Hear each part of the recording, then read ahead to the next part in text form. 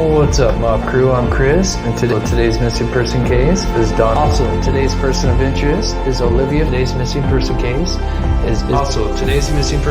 is Courtney.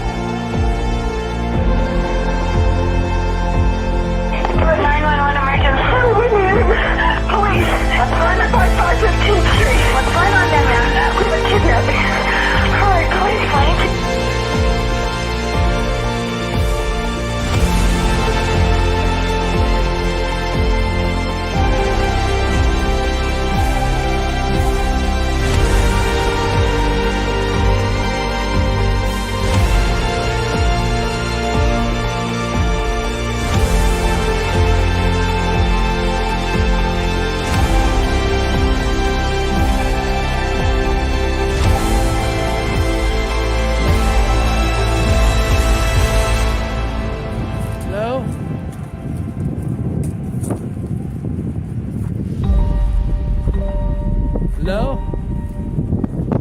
Oh, nothing more creepier than a freaking shaft. Hello?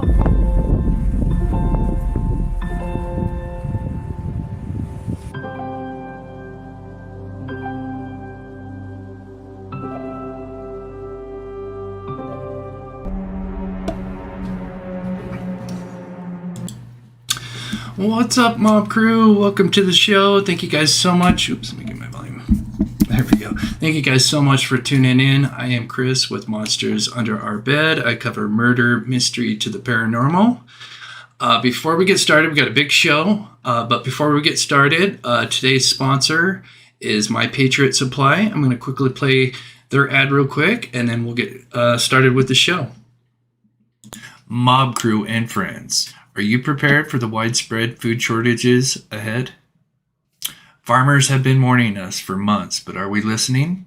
They say it's beyond their control, especially with the fertilizer crisis. Bottom line, food shortages will be a harsh reality very soon. That's why you should get ready now with emergency food from My Patriot Supply. And good news, today you'll save 20% on their 3-month food kit.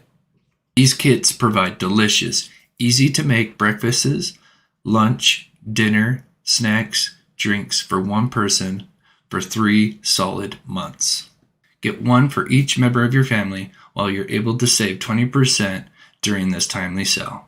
Remember, My Patriot Supply is the nation's largest preparedness company with millions of families already protected. These 3-month food kits, which average 2,000 calories a day, are in stock and ready to go. Order ships fast and free and arrives in unmarked boxes.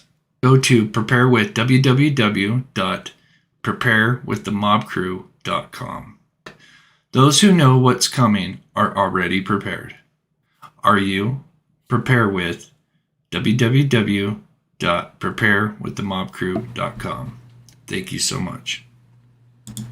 All right. Thank you so much to My Patriot Supply for sponsoring today's live show. So for those that are new to the channel, I like to feature some missing person posters before we get started. So quickly, let's get into that real quick.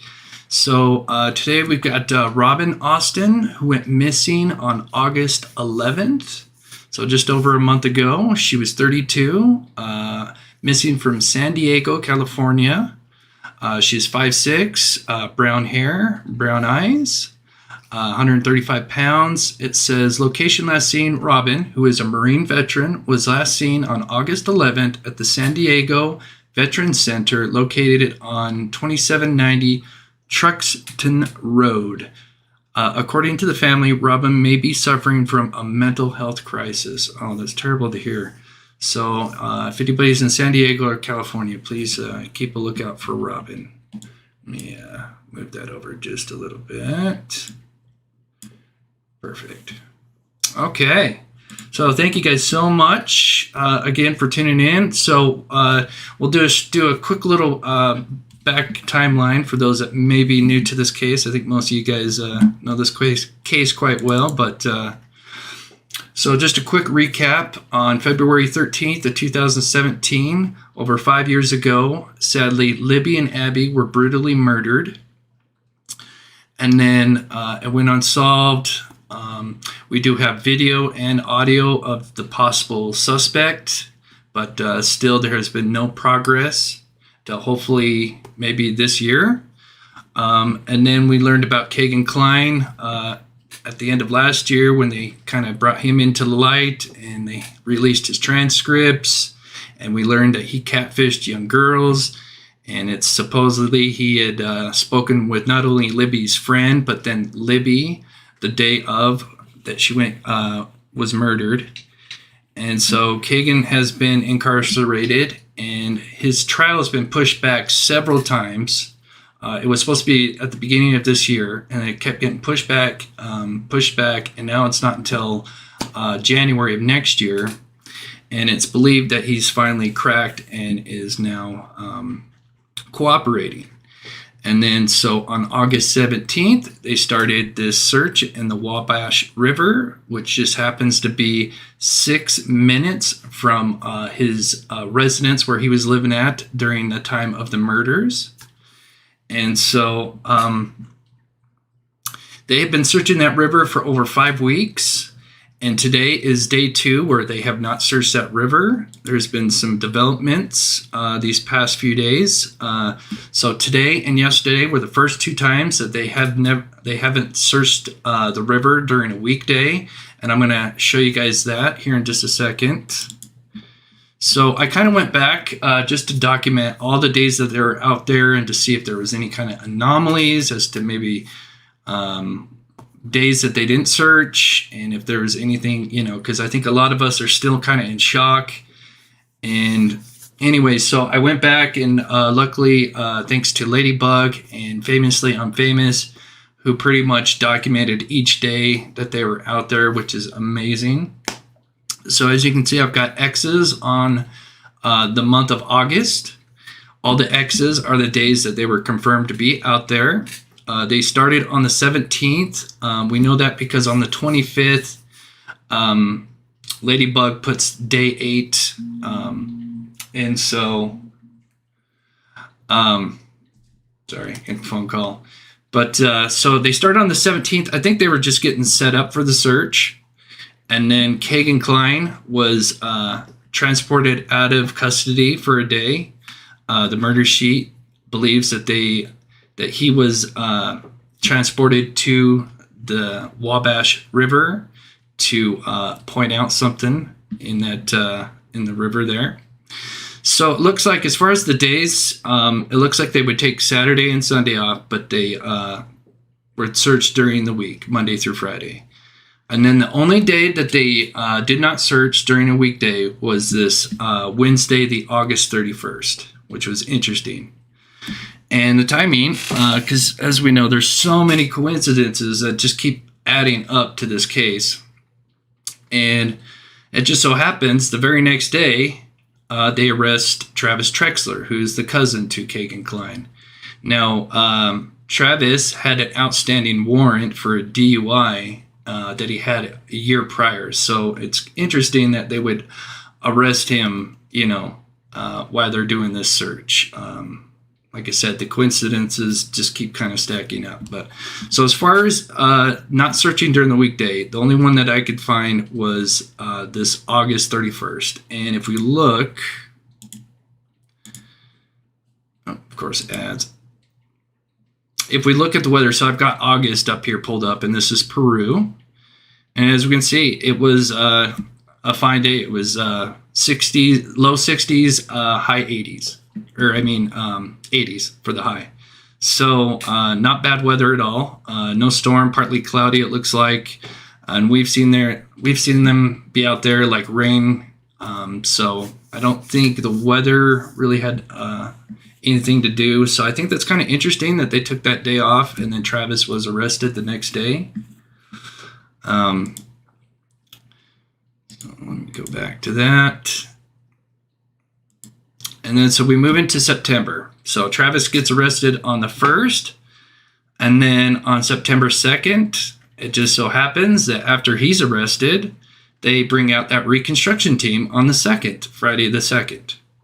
And then we've got Labor Day weekend, which is the 3rd through the 5th. So obviously they're not out there. So they weren't out there that Monday, but that's Labor Day. Then they're out there the 6th, 7th, 8th. I kind of put a blue thing here. The 8th is when they started, because they've been kind of searching the north and south, but more focused on the north in the beginning, north side of the river.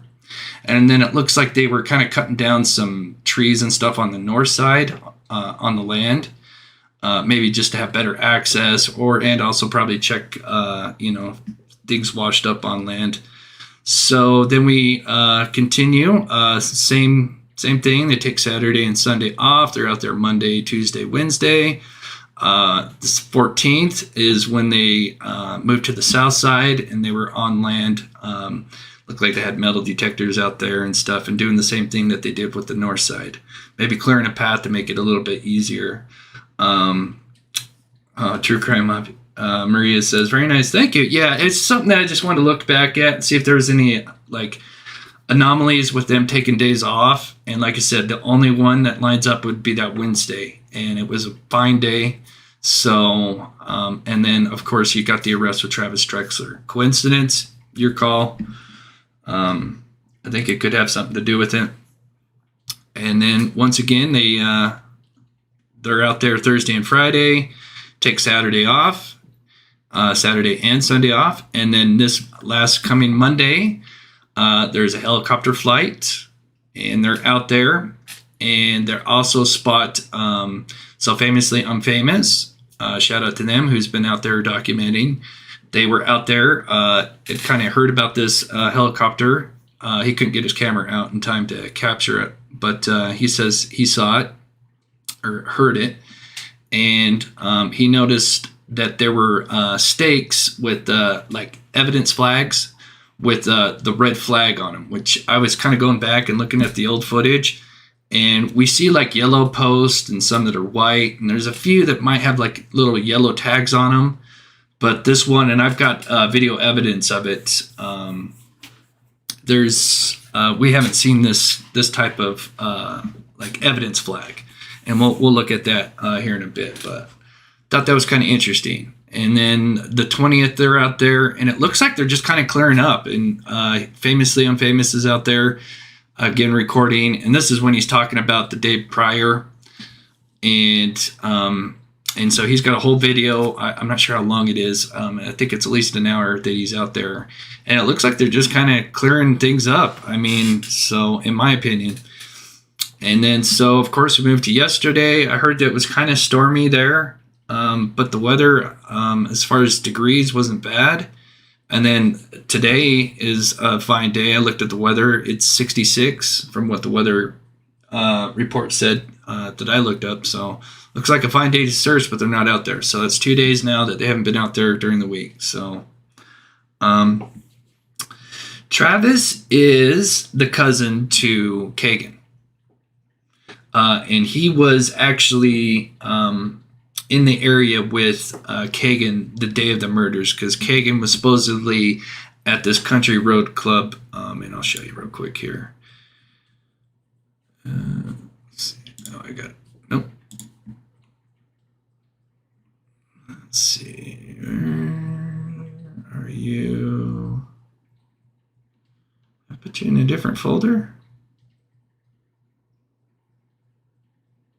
Oh, I might have. Oh, no, there it is. Okay. I'm going to put it in a different folder. So apparently on the day of the murders, Kegan was pinging at this country club road, which is his cousin's house. Because he originally told his alibi for that day, him and his father were watching WWE on a Monday, which is kind of odd because usually it's on a Sunday, But then they find out that his phone was pinging off the Wi-Fi at this residence where Travis Drexler was. So, and then just the timing that his cousin was arrested on an outstanding DUI warrant. That they could have arrested him anytime, but they arrested him during this, right in the middle of this search. And, like I said, there's so many coincidences. So the helicopter thing. Let's probably play the Murder Sheet podcast. Let's get into it. I'm dying to hear it. I just heard the first little bit of it. They confirmed that Doug Carter was on that flight. Actually, let me play this. Where is it at? Let me play this news article, which came out yesterday, I believe. And it actually shows the evidence flag, so we'll look at that as well, and then we'll listen to the part of the podcast, Murder Sheet. The Indiana State Police searching the Wabash River. We continue with IT8 and the Indiana State Police searching the Wabash River in Peru. The search started 5 weeks ago. The search is believed to be connected to Kegan Kline and the weapon used in the Delphi murders. IT8's Richard Essex has this story for us. Kegan Kline was taken out of jail a couple weeks ago. He is facing 30 child porn-related charges for using a fake social media account. I think he said he was watching WrestleMania. That's why people were like, isn't that on usually Sunday? I don't know. I haven't watched WrestleMania in so long.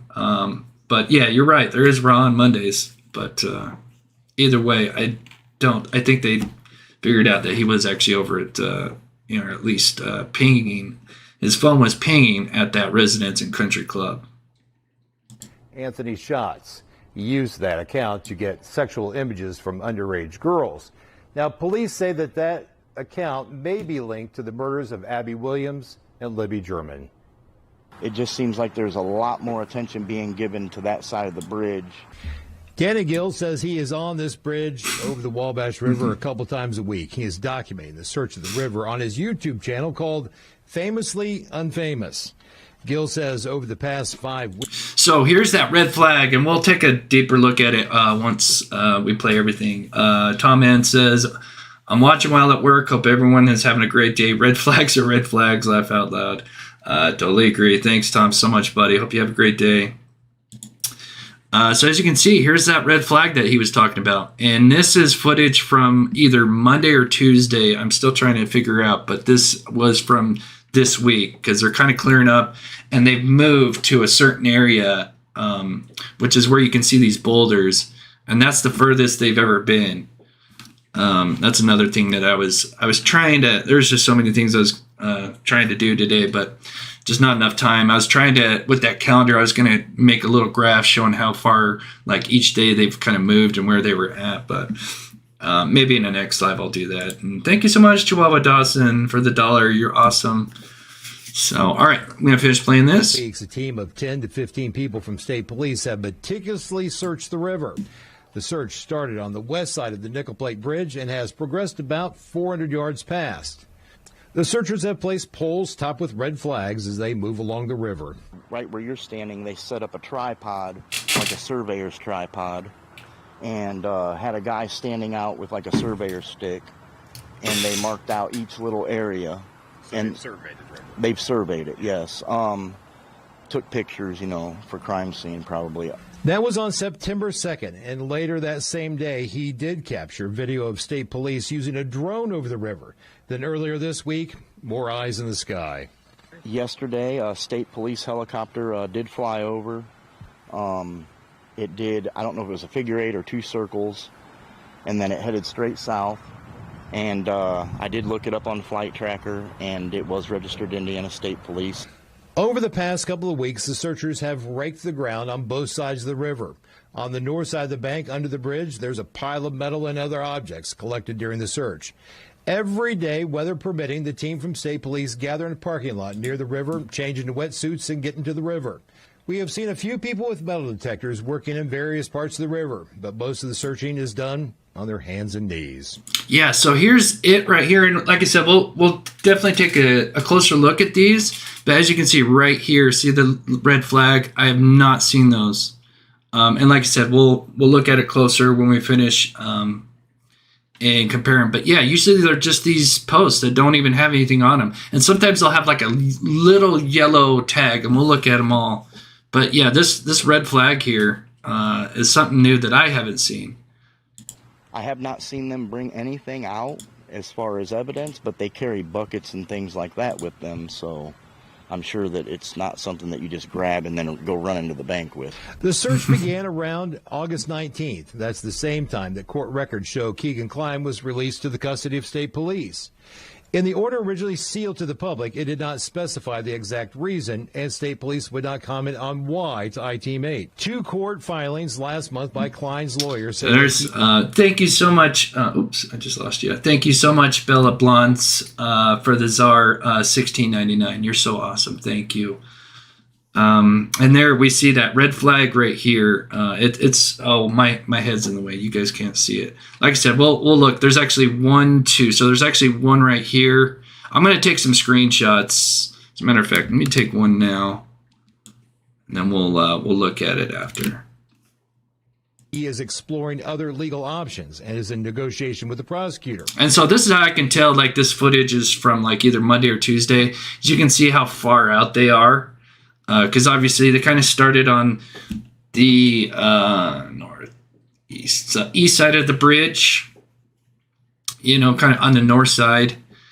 And then they kind of would, you know, they had a small group over here. And then they did kind of make their way over to the south side. But they mainly focused more on the north side.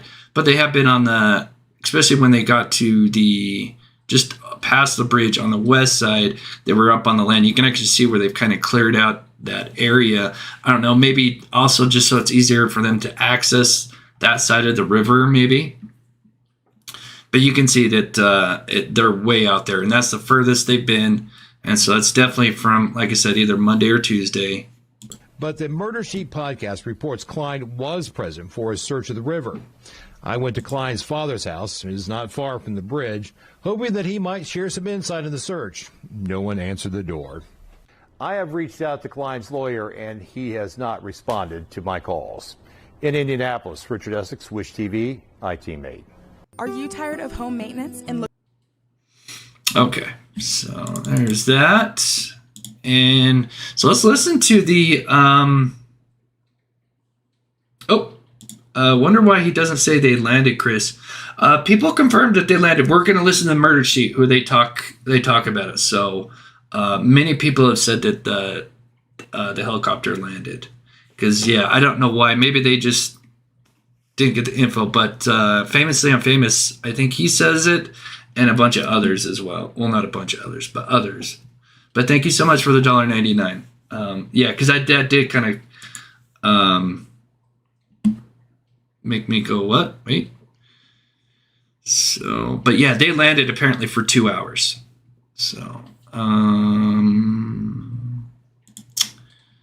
close. Well, we'll keep that open. All right, so I'm gonna move this back. So, looks like it's about 35-minute podcast. We'll listen to about 15 minutes. As you know, I've talked to them. They said, you know, as long as I play a certain amount, that's fine, and give them a shout out. So this is the Murder Sheet. They literally just uploaded this like 10 minutes ago, just before I started the show. What's up, Karen Lee? Good to see you. This is the Delphi Murders, September updates.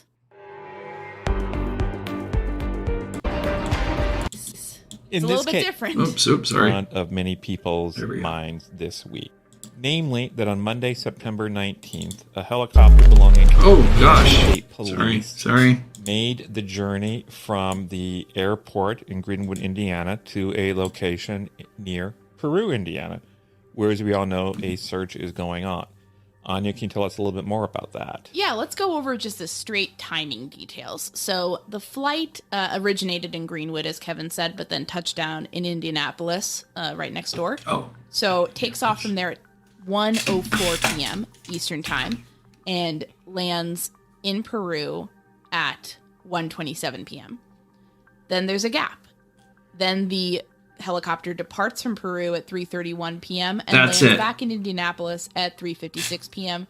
So that gives us about, I want to say, like an hour and a half of time in Peru, you know, factoring in a little bit of travel time from to and from the airport, I guess.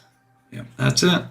And let's get right to it. We have been able to confirm through our reporting, through multiple sources, that the passenger on that helicopter was Superintendent of the Indiana State Police, Doug Carter. Yeah. Yes, and this is probably for people who listen to the show, frequently, this is probably a pretty interesting detail, because you'll recall that in a previous episode, we broke news on Doug Carter's July trip up to Peru, which we revealed actually dealt specifically with Kegan Kline's case and how it pertains possibly to the Delphi murders. But in this case, it's a little bit different. Yes, in this case, I think most of the people listening to this, certainly us, we tend to look at things through the prism of the Delphi murders, and we tend to assume that things that happen must be related to the Delphi case, especially since we know that there is a river search going on in Peru, Indiana. The problem is that when we started talking to sources, and I'll be clear that the sources we were talking to were people close to the investigation. We were talking with people who you would expect to have had advanced knowledge of Carter's trip if it pertained to Delphi. We were talking to people who you would expect to be fully aware of it. And these sources that we talked to did not have any information about the trip or why it was made. One thing to remember is that the superintendent of the Indiana State Police, Doug Carter, has responsibilities for many, many cases other than Delphi. And in fact, it is easy to find other cases going on that might take him to Peru. And I believe, Anya, you have some information about one such case. And to be clear, we're not saying this case that Anya is going to talk about is why he went to Peru, but it is a possible reason why he went. Yes, to put it simply, the current trip as it stands, as far as our reporting, is a black box. We don't know what was discussed or what happened, and we don't have any sources who can tell us. And so I literally just Googled state police Peru, and this is the first thing that came up that was recent enough to seem like it might warrant the superintendent's involvement, or really some sort of... No, Zooter, I've talked to Murder Sheet a couple of times. I've already talked to them about playing their content. As long as I pay a portion of it and give them the proper shout out and put their link, just like I have at the top, they are fine with that. I'm actually going to maybe have them on the show, but it might be down in the future. Discussion, so guesswork on our part. Speculation. But it's just to give you an example. There is a state trooper who is facing currently battery charges. His name is Michael Miser. He was out of the Peru post up in Indiana. He's charged with assaulting a female coworker. So very upsetting situation, I imagine, for that to be happening, and a very serious case as well. So I think it's important for everybody who does follow Delphi to remember that while that is a very important case and is getting a lot of attention and a lot of resources, that we always have to leave room for possibility if we don't know what's happening, that perhaps it's actually a coincidence. And in this case, it sort of sounds like the chopper trip may have been.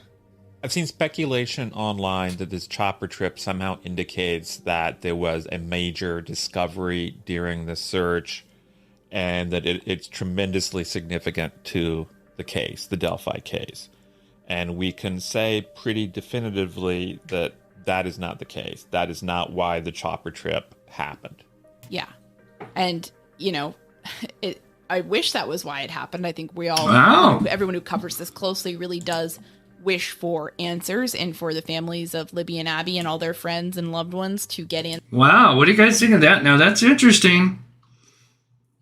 So I was on the flight, but they're saying it had something to do with another case. Now, I think they're still, from what I understand, they're not 100% sure, but they're more sure than not, but they're not saying it's confirmed. But that is interesting. But nonetheless, I mean, they haven't been out there for the last 2 days. And like I said, we'll go back and look at these red flags. But interesting.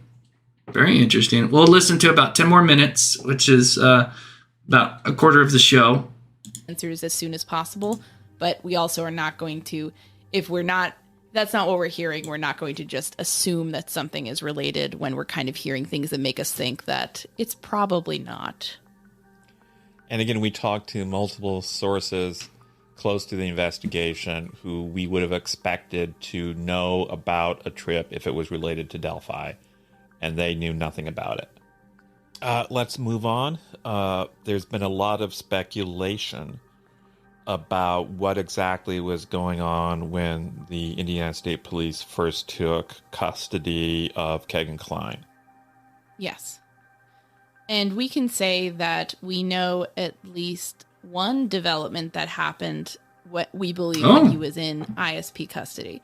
And that was that he was moved at some point to the Grissom Air Base. So for those of you who are not from that part of Indiana, the Grissom Air Reserve Base is a U.S. Air Force base. It's situated about 12 miles north of Kokomo, which itself is about 30 minutes to the south of Peru. So this is all kind of the same area. It's not very far away. Whenever we drive up to Peru from Indianapolis, where we are, we always go past a bunch of signs, and then we inevitably have a discussion about the Apollo program, because I was very interested in astronauts at some point in my life. Why? I think now at this point you need to explain who Grissom is. Okay, Gus Grissom was an astronaut. He was a pioneer of the Mercury program, I believe, and he was tragically killed in a disaster that happened with Apollo 1, essentially.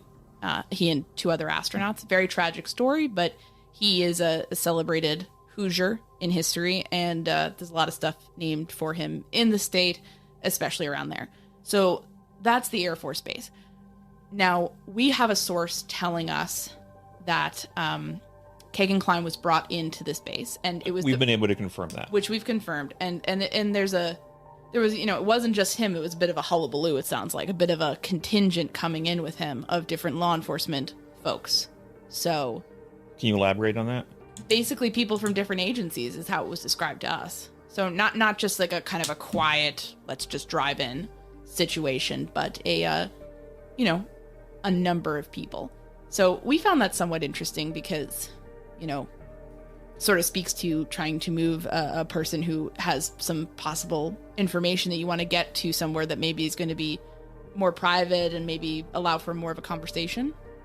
Yeah, I would think that a military base would be a more secure location than a jail or even an Indiana State Police post. I would think if you took Kegan Kline to somewhere like that, like the Indiana State Police post, a lot of people are going to notice, a lot of people are going to pay attention. But I believe that if you take him to somewhere like the Grissom base, you assume that that's not going to get out. Yeah, so let's just take a break for a second there. No, I think just the helicopter, is just maybe overstated. That doesn't mean anything. I mean, still, and like I said, we'll go back and look at these flags that were set down. I'm going to play this real quick. I'm just going to turn down the volume. So, okay, the volume is down.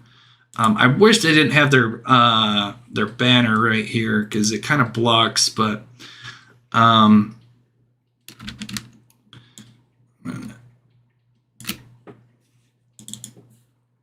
take a couple of screenshots of these real quick, and then I'll play just a little bit more, and I'll show you guys, because this, like I said, we have not seen these flags out here before. You usually see these posts right here. That's a bad shot. You can actually see one more right there, but the banner is in the way. Still take a screenshot of it though.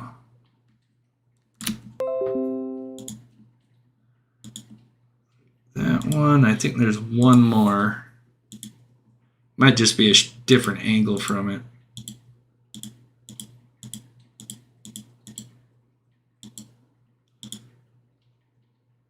Okay, so it is the same flag. That's interesting. Okay, so there's a pretty good look at it. And I'm thinking it might just be that one or two of them. As far as the flags, there's just looks like maybe one, maybe two, and we'll double check. We'll play a little bit more of that murder sheet. I think really it's basically they're just saying that the Doug Carter helicopter flight may not be related, but that doesn't mean that they didn't find something out there. They still haven't been out there for 2 days. Perfect weather, and then we've heard this red flag thing going on. So we'll play a little bit more. Yeah, that Grissom. So it was just named after an astronaut who died tragically in the Apollo, and that's a base. And I'm still trying to figure everything out. So Grissom was an astronaut. And people aren't going it's a base named after him. That's what I understand. Know about it. We put a lot of work into the murder sheet. That means that too often, at mealtime, we just hit a drive-through instead of shopping for healthy ingredients that we have to prepare 5% off. Plus, said, he's not a person whose word in and of itself means a great deal. Yes, I think that's really important. And I think, we have this ourselves, and I think a lot of our listeners have this, where you're able to have, a nuanced thought process around the information you're receiving, because it's complicated. This whole case is complicated. And, I will say, this man, to reiterate, has one of the most fraudulent work histories I've ever seen. This man's claiming, I was a weed delivery driver. I was a bail bondsman in Vegas. I was a dealer at Vegas. And, we reached out to all these companies that he was claiming to work for. None of them ever heard of him. They have no, he just makes stuff up. So let's just. That's important to stress. What he told police, it could be completely true. It could be a complete fabrication. It could be complete BS. Or it could literally be anywhere in between. It could be one of those things where there's some truth in it, but he's kind of changing things around to try to minimize his own culpability. We just don't know. But we can share a couple of details of what he told police. Ooh. So in a nutshell, that while a different other person was committing the murders of Abigail Williams and Liberty German, that Kegan Kline himself was waiting in a red Jeep vehicle. Whoa! And the interesting thing is, if you get on Facebook and you look up Tony Klein's Facebook account and you go through some There's a red Jeep. Pictures, it's a red Jeep. You will see some. What? I think I have that. Oh my. Do I have that one? Is it this one? It is. Holy shit. This is the Jeep they're talking about. Whoa, bombshell. Okay, I'm gonna play that back just for you guys coming in. Holy shnikes. Able to have, a nuanced thought process around the information you're receiving, because it's complicated. This whole case is complicated. And I will say, this man, to reiterate, has one of the most fraudulent work histories I've ever seen. Okay, sorry, I went back too far. I was. So let's just. That's important to stress. What he told police, it could be completely to try to minimize his own culpability. We just don't know. But we can share a couple of details of what he told. I know, someone just said what I was thinking. They're crushing my dreams and then they drop. Yeah. Oh, where was that? That was funny. Whoever said that. Oh, yeah. Mercy's crushing my dreams and then boom. Yeah. Okay. All right. We're going to play it. Yeah. Okay. Here we go. Police.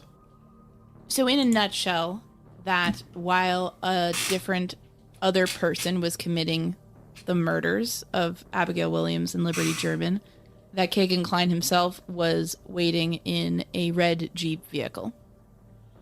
And the interesting thing is, if you get on Facebook and you look up Tony Klein's Facebook account and you go through some of the pictures, you will see some older pictures of a red Jeep.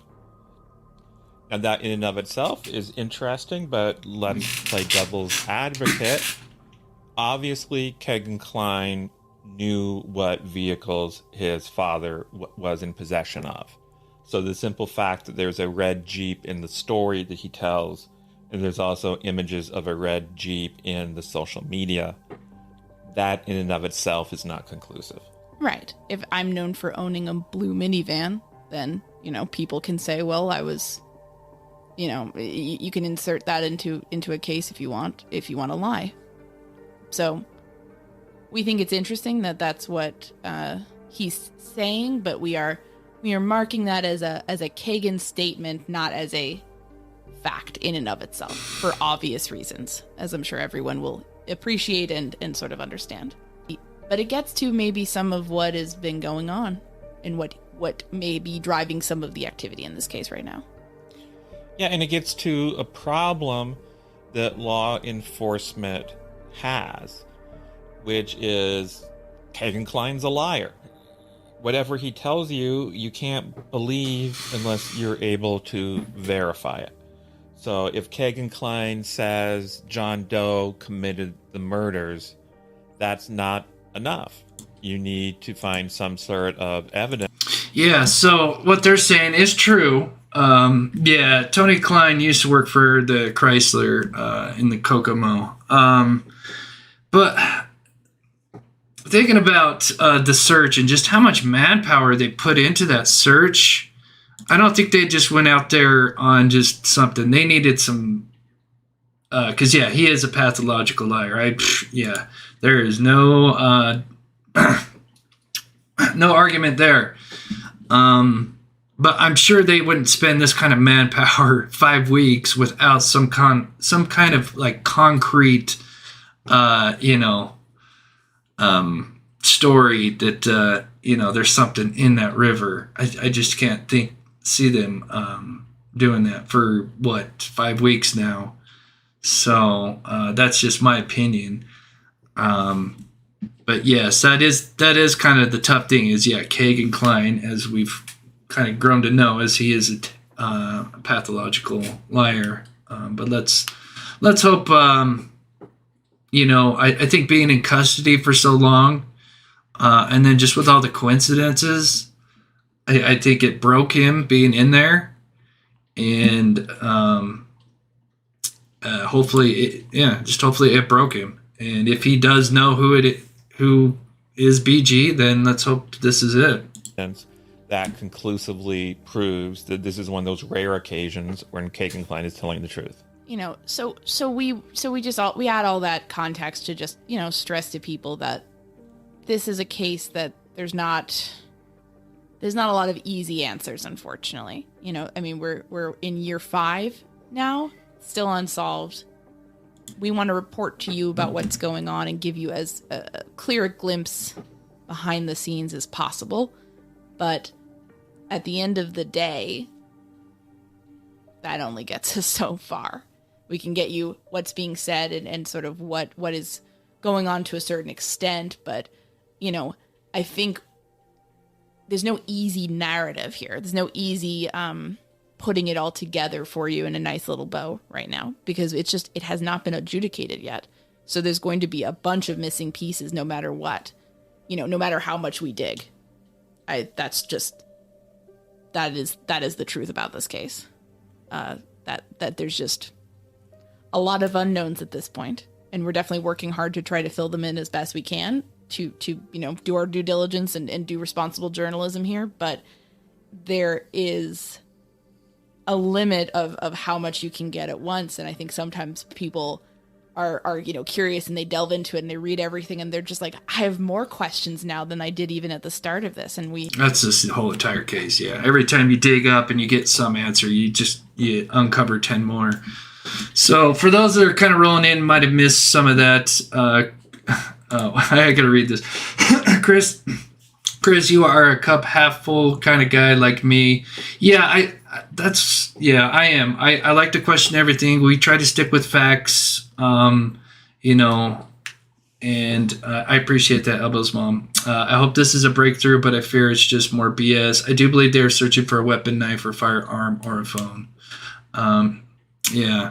I think for those that are just tuning in, just to kind of recap. So we played the murder sheet, half the podcast so far. They did talk about the helicopter ride that we all heard about that happened on Monday. They're saying, from what I understand, they're not saying they know 100%, but they believe it's not related. It's related to something else, but we don't know for sure. But that's what it kind of sounded like. So I just kind of went back, just for those that are just tuning in, I just kind of went back and looked at all the days that they were out there just to see if we could kind of find any anomalies. Were they taking days off during the week? So just to kind of quickly recap, they started out on the 17th. I think they were just getting set up. You've got the Kegan Kline being transported out of county. Murder sheet says that they have, sources that say they saw Kegan Kline out there at the Wabash River, pointing something out. So then it looks like they take Saturdays and Sundays off. So they were out there Monday through Fridays. And then the only weekday that they took off was the 31st of August. They weren't out there. And it was a fine day. Like I said, high 80s, low 60s. Or low 80s and low 60. And then Travis Trexler is arrested the next day on an outstanding warrant he's had for over a year, or for at least a year anyway. So the timing of that, one of these many coincidences. So he's arrested one day after they take the one only day off so far during the week. Then right after he's arrested, the next day they're back out there again, and they have the reconstruction team on the September 2nd. And then the only other weekday they've taken off so far would have been that Labor Day Monday, the 5th. Then sticking to their Saturdays and Sundays off usually. And then so they come back on September 6th, continue searching. They started on the north side. They start kind of moving to the south. And, going from east to west. And then, of course, take Saturday, Sunday off. Then they're out there. They move to the south side on the 14th on land. I think they're kind of clearing out some areas. Plus, out there with metal detectors just to kind of double check, make sure something didn't get washed up on shore. Out there the rest of the weekday. They take Saturday and Sunday off. Then we come to this week. Then we have the 19th where this helicopter, we heard about this. Murder sheet says Doug Carter was on the helicopter, but they believe it's not related. So take that for what it's worth. Could have been doing multiple things. Who knows? Could it be a ruse, maybe? I don't know. But either way, what's interesting about this day and the 20th is we see these red flags out there. So let's take a look at these.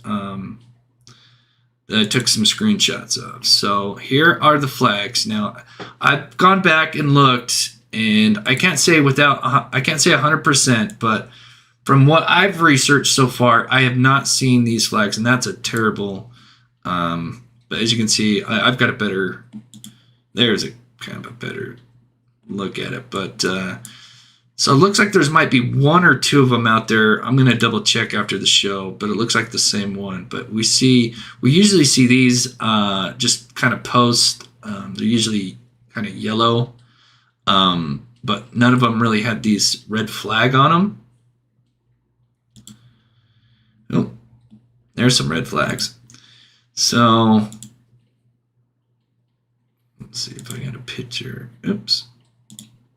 If I had a picture, I don't know if I took a picture of those other ones. Let's see, what's this at? No, but like I said, I'm going to go back and look at all the footage, but we don't really see any of those that had the flag, at least the red flag, that I know of.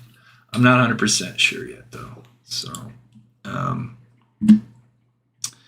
but yeah, just looking at the calendar, they weren't there today. I haven't refreshed Reddit, so we can see if there's anything new here. So they put the Delphi murder sheet. Let's wait for Ladybug. Nothing for that. So yeah, that's it. I mean, Yeah, if you guys want to hear that one part, that is interesting about the red Jeep, though. Gosh, that is really creepy. We could play that part one more time. We travel for what stays with us. Experiences are what said. He's not a person whose word. It has not been adjudicated yet. So there's going to be a bunch of missing pieces no matter what. No matter how driving some of the activity in this case right now. Facebook account, and you go through some of the pictures. Okay, things where there's some truth in it, but he's kind of changing things around. Said. He's not a person whose word in and of itself. Wondering is, Kegan Kline obviously has been talking to the police. He's obviously given them some information, and I guess we can all speculate that information he gave them has somehow led to this. Oh yeah, this ongoing multi-week. I appreciate everybody taking the time to watch this show. You guys are amazing. Like I said, we're just kind of recapping. Listen a little bit of the Murder Sheet. They just put out a podcast. The link is at the top in the chat there if you want to listen to the whole podcast. Just released it just about an hour ago. Let's see, it's 3:30, so I've been up for an hour. So yeah, just a little over an hour ago, I think. They talk about the helicopter ride, and then we hear something interesting that apparently Kegan Kline, I'm trying to play it one more time for us. Search of the Wabash River. And so the question is, well, what exactly has Kegan Kline told police? We do have a little bit of information that we feel comfortable sharing at this date about what he has told police. But before we share that, I feel it is really important to stress something, and this is something I believe everyone listening already knows, and that is that Kegan Kline has a tendency to lie. Kegan Kline has a tendency to try to spin things in his own self-interest. That doesn't mean that what he told police is a lie. It could be true. I think it's important to be skeptical about what he said. He's not a person whose word in and of itself means a great deal. Okay, did I go past it? And use code ingredients straight to your door. The police, it could be completely true. It could be said. He's not a person whose word in and of led to this search, this ongoing multi-week search. Home chefs. But the simple, easy instructions make yummy. Sorry, I'm trying to find this Jeep part again. One thing people have been wondering is Kegan Kline obviously has been talking to the police. He's obviously given them some information, and I guess we can all speculate that information he gave them has somehow led to this search, this ongoing multi-week search of the Wabash River. And so the question is, well, what exactly has Kegan Kline told police? So while we listen to this and they bring up the Jeep, just one more time for those that missed it, I'm going to show you a calendar, and all the X's are the days they were out there searching. So just so you guys... Oh, everything kind of disappeared. That scared me. Wow. Thank you so much, Freya, for the super sticker. €8.99. You're awesome. Thank you so much, Freya. So I'm going to pull up the calendars just so you guys can see kind of what was done while we listened to this. We travel for what stays with us. Experiences are what people love the most about travel. Did this just restart? They create long-lasting moments that make memories and... As a fact in and of itself, for obvious reasons, as I'm sure everyone will appreciate and sort of understand. But it gets to maybe some of what has been going on and what may be driving some of the activity in this case right now. Okay, yeah, we're back at it. Yeah, and it gets to a problem that law enforcement has, which is Kegan Kline's a liar. Whatever he tells you, you can't believe unless you're able to verify it. So if Kegan Kline says John Doe committed the murders, that's not enough. You need to find some sort of evidence that conclusively proves that this is one of those rare occasions when Kegan Kline is telling the truth. You know, so we add all that context to just, stress to people that this is a case that there's not there's not a lot of easy answers, unfortunately. You know, I mean, we're in year 5 now, still unsolved. We want to report to you about what's going on and give you as clear a glimpse behind the scenes as possible. But at the end of the day, that only gets us so far. We can get you what's being said and sort of what so it's back more. Obviously given them some information, and I guess we can all speculate that information he gave them has somehow led to this search, this ongoing multi-week search of the Wabash. Yeah, so it's 90% think that Kegan knows who Bridge Guy is, who is the main suspect in the Delphi murder. So it's 90% yes, 10% no. Wabash River. And so the question is, well, what exactly has Kegan Kline told police? We do have a little bit of information. Okay, here it is. We feel comfortable sharing at this date about what he has told police. But before we share that, I feel it is really important to stress something, and this is something I believe everyone listening already knows, and that is that Kegan Kline has a tendency to lie. Kegan Kline has a tendency to try to spin things in his own self-interest. That doesn't mean that what he told police is a lie. It could be true, but I think it's important to be skeptical about what he said. He's not a person whose word in and of itself means a great deal. Yes, I think that's really important. And I think, you know, we have this ourselves, and I think a lot of our listeners have this, where you're able to have, you know, a nuanced thought process around the information you're receiving, because, you know, it's complicated. This whole case is complicated. What's up, Jason Watts? You know, I will say, I mean, this man, to reiterate, has one of the most fraudulent work histories I've ever seen. This man's claiming, oh, I was a weed delivery driver. I was a bail bondsman in Vegas. I was a dealer at Vegas. And, you know, we reached out to all these companies that he was claiming to work for. None of them ever heard of him. They have no, you know, he just makes stuff up. So let's just. That's important to stress. What he told police, it could be completely true. It could be a complete fabrication. It could be complete BS. Or it could literally be anywhere in between. It could be one of those things where there's some truth in it, but he's kind of changing things around to try to minimize his own culpability. We just don't know. But we can share a couple of details of what he told police. So in a nutshell, that while a different other person was committing the murders of Abigail Williams and Liberty German, that Kegan Kline himself was waiting in a red Jeep vehicle.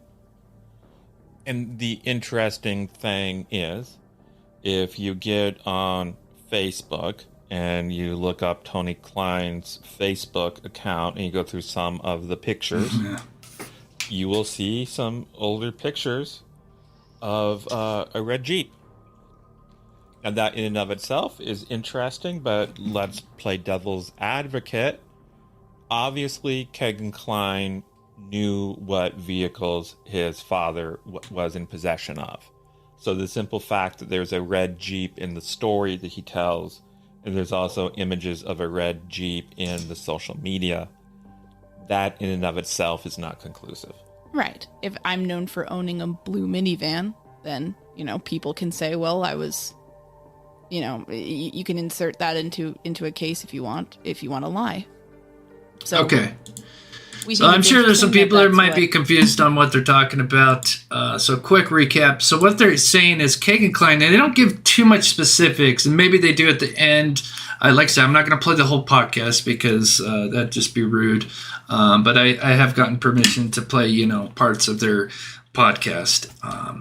So basically he's saying that Kegan Kline told law enforcement that he was waiting in a red Jeep. We don't get much context to it, so take it for however you want. We know he's a pathological liar. Could be absolute BS. Or, you know, like I said, you got to think about it. was used to being free. He's been getting away with, with all this terrible stuff for so long, with his, catfishing stuff. So now he's been incarcerated. Has it, finally broke him. So yeah, he's been a pathological liar, even when he was, pulled in and interrogated. 90% of it was BS. He can keep his story straight. But I just think about, has the time spent in county broken him, and now he's spilling the beans. And like I said, I've always said, I don't think, if it was out of the Kleins, I would think his dad. And in my personal opinion, I don't think either of the Kleins are BG, and just in my opinion. But I do think that Kegan, there's a great possibility that Kegan knows who BG is. That would not surprise me at all. So that's what I'm betting on, is that he knew whoever BG is, whether it's his father, whether it's another family member, somebody that they have no idea, we haven't even heard of yet. But that's just my 2 cents on it. But looking back at the search, it's day 2 now that they haven't been out there. And just one more recap on it. They started out there last month on August 17th. It's like they kind of got set up just before Kegan came out there, from what Murder Sheet says, and he was transported. Then the only days off that they took were the weekends, Saturday and Sunday. And then Wednesday, they took off the 31st. That's the only day during the week they took off. Perfect day. Then they arrested his cousin the very next day. Coincidence? I just provide what's there. So, and then right after Travis is arrested, then they bring in this reconstruction team. Then other than that, they're out there. Other than that Monday, which is the Labor Day weekend, they're out there. Take the Saturday and Sundays off. And now they haven't been out there for 2 days. And I heard that was kind of stormy yesterday, but today is a fine day. 66, partly cloudy, from what I understand. So I think it's a good possibility that they found something. And then just to reiterate, and I'm still kind of doing some research, and I'll probably maybe have a short video or something, maybe do a live, we'll see. But I'm going to just kind of go back and look at these flags. But as far as I see, I think it's just this one flag. There might be 2, but like I said, I've not seen this flag before. It's new, and that's something from this week. And I think that's pretty telling. So hopefully they found something. And then with the whole helicopter, the Murder Sheet says it's not that Doug Carter was on it. They kind of broke our heart. They said Doug Carter was on it, but they don't think it was related. They say that this Michael Miser guy, who I'm going to look up after the show, I guess it was on the force or something like that, had some battery charges, and they kind of made it sound like it was that's why he was out there. But I've got to kind of look into that. True Crime with Marvin Frank. They also covered the Delphi case. Thank you so much for watching. Says, I heard they found something. We shall see. Awesome. I'm excited. I really hope they have, just for the sake of the family, So, I'm just going to read your chats for a minute, guys. Like I said, if you want to listen to the rest of that podcast, the link is at the top there. I'm going to end the poll here. So it's 90-10. We almost had 600 votes. So majority think that Kegan knows who BG is, which is Bridge Guy. And that's this guy who Libby was able to capture. There's supposed to be 43 seconds of this video. We only have 1 second loop. People have tried to zoom in. I mean, you still get like new YouTube creators, and I've even done it. Tried to zoom in, try to, take new programs and try to see if you can see something. But it's been 5.5 years of people doing that. I don't think we're ever going to really get a clear picture from this video, but just because it's just heavily compressed, and that's the problem. Is it's most likely compression because it's a good possibility that it came from a Snapchat video and it got sent to the cloud, and the cloud to save space, because she had an iPhone, to save space, the cloud will compress videos to a smaller size. So that way you can upload a bunch of videos and it's not taking up a bunch of space. But what happens is when you go to retrieve that video, so you take a video in 1080p, right? You take a nice video 1080p and you send it to the cloud, and you expect when you retrieve it that it comes back in 1080p. Well, back in the day, what I kind of researched, and it's not like 100%, but from what it seems like is that you would have to click a certain box in the iPhone to have it uncompress to come back to its original form, or it would come back looking like this. And you actually, if you look back at old records, you can see that people had problems with this. They'd say like, what the hell is going on? Like I upload videos and then I go to retrieve them and they're poopy. And it's because of this. It's compressed, because that's what the cloud would do. So just a little backstory on that.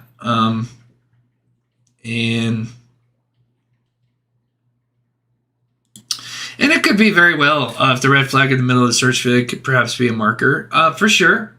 Like I said, I definitely look at it and see. I just think it's interesting that that it's out there. We haven't seen one of those before. I mean, why wouldn't they just use? They seem to have plenty of those other poles that don't have the flags on them. So, but that's just my 2 cents on that. Let's see, did we get to see? But yeah, this is pretty much it where they ended up. This is kind of the last spot out here, and then they just kind of migrate over to this side, and then they pretty much. I'm trying to look. I wish, shout out to Famously Unfamous who went out there. I wish he zoomed in over here to see if there's any stakes, because I can't see any. So it makes me wonder if they did just kind of clear anything out. And if anyone's been out there, it'd be interesting to see if you guys go out there, are the stakes still out there? These stakes that they put in the ground. Because if they're gone, then I would assume that they're done and hopefully found what they were looking for. Oh, no problem, Haunted Parlor. Yeah, like I said, I was hoping to do a little bit more with the calendar, but work in progress. So just checking the chat real quick before I head out.